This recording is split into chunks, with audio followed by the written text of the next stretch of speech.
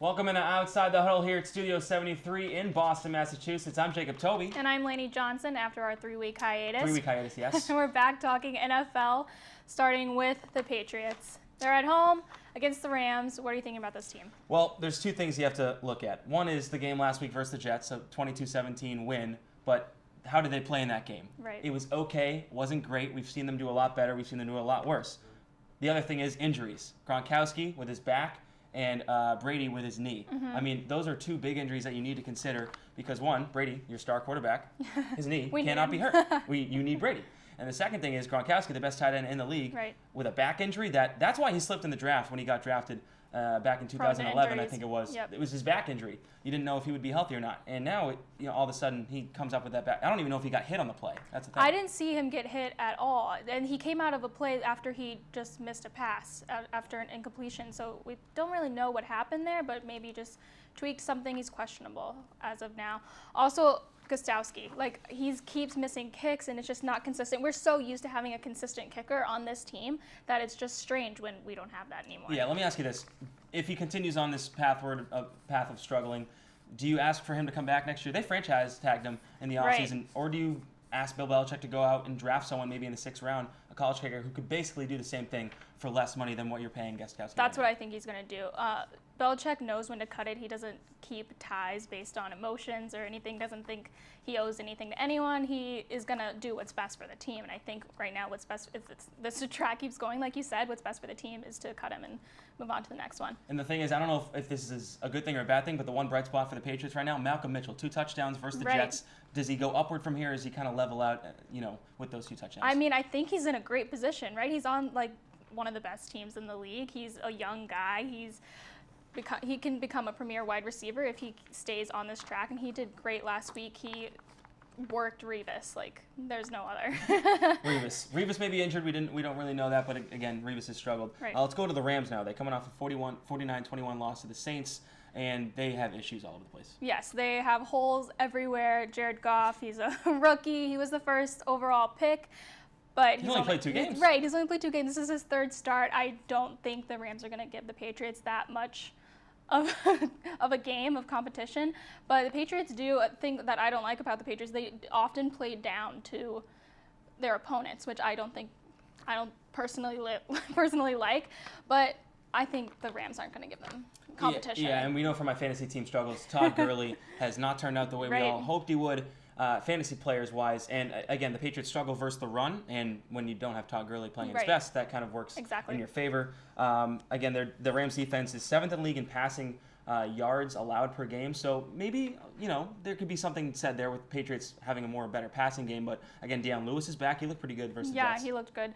Also, just the only thing I think maybe they would let up more points than they should. The Patriots, they've been letting up way too many points on defense, so I think that would be the only thing, but I think the Patriots come out with the win. Yeah, same here. I picked the Patriots 30-17. Let's go on to an NFC East versus an AFC North matchup, the Giants and the Steelers.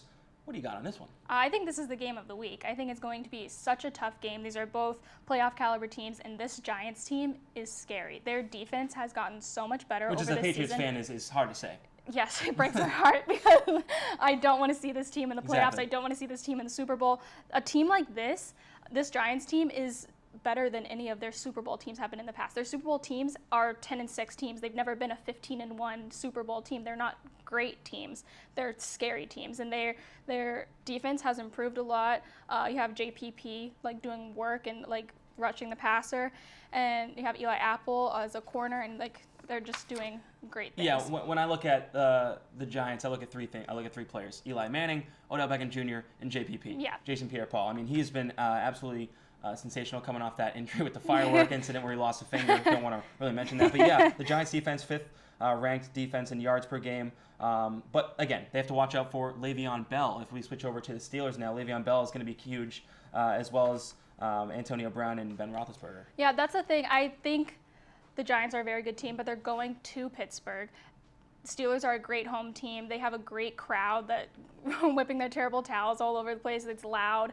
I think and everyone's healthy on the team for the most part. They have Roethlisberger. He has all his weapons in Le'Veon Bell and Antonio Brown. I think overall the Steelers are more rounded and more well put together team, and I think they're better coached as well is another thing. So I think they do get it done. I think the Steelers will win this one. Yeah, don't get the Giants wrong. Ben McAdoo's had a great season as first-year head coach for the Giants. In a game like this, I would kind of look at the quarterback matchup. Would I take Big Ben or Eli Manning? Usually I would take Big Ben, but this time I'm going to go with the Giants here. I just have that feeling they're going to play an overtime game. They're going to win by 2 points, 33-31. Yeah, I think it's a really close game, and I'm going to go Steelers. All right, let's move on to the Cowboys and the Vikings. The Cowboys are doing very well. They're the best team in the league. Yeah. Their defense does have some issues. They're allowing points.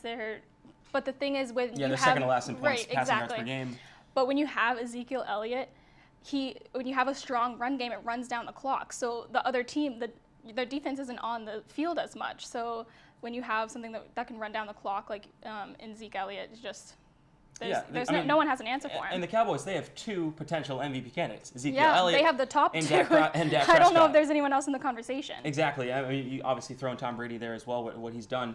But again, those 2 have been playing their butts off for MVP. They're both rookies. I know. And when was the last time a rookie won the MVP award? I can't remember. So, yeah. Again, you have to look out for them. They came off that 31-26 win versus the Redskins on Thanksgiving. That gave them 10 in a row. So they struggled in their first game, then they've just been flying ever since. Right. And I think they will win the NFC East, but I think it's a really tough division, and I think it'll be hard for them to face another NFC East team in the playoffs. I don't think anyone wants to see someone from your own division in the playoffs, so I think that's tough.